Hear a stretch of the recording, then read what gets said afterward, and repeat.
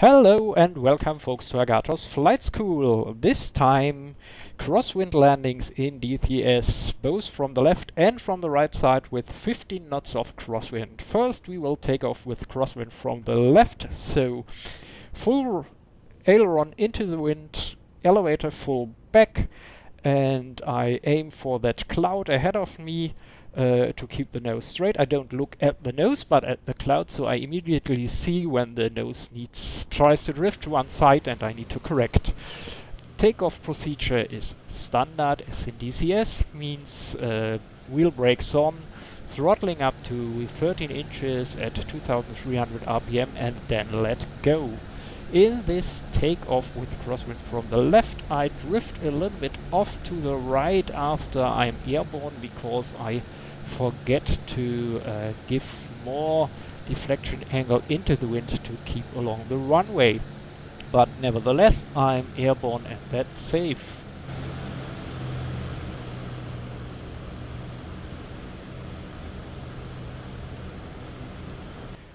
And the next thing is now we change into the landing approach from the left side. What is important here? I noticed that you should catch the center line early. You should early on have a stable lead angle into the wind, so you don't need much corrections, and also you should keep the throttle steady once you decide to flare, because I noticed if you change the throttle once you're in a flare with your cross controls, the change in torque will throw up your stable approach, and so it's very likely that something happens that you do not want to happen. And as you can see here, it works out pretty well. Again, elevator into the wind, I put the nose straight before I flare, let the throttle stay on, and then flare out and keep the plane straight on the runway. Again here I look to the horizon at a point as far away as possible, so I see early if the nose goes to the left or right. And now the same thing with crosswind from the right side. In this takeoff it is full right aileron into the wind, elevator back, procedure almost the same as for a left crosswind takeoff, only with changed sides. What is important at this point here is you will notice that the plane comes a little bit too early into the air and bounces back to the runway a little, but I correct that and get it airborne. Also in this case I have enough angle into the wind, and so I do not drift off too much.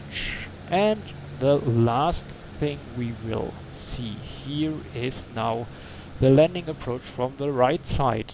In this case I came off a little bit to the left because I turned in too late, and so I have to correct that angle. And as you can see, I have to add a lot of correction angle because the crosswind is so strong. And again I come in with right wing into the wind, kicking the plane straight right before the flare, keeping the throttle on and steady while flaring out. I will just put it back when the plane is slowed and stable.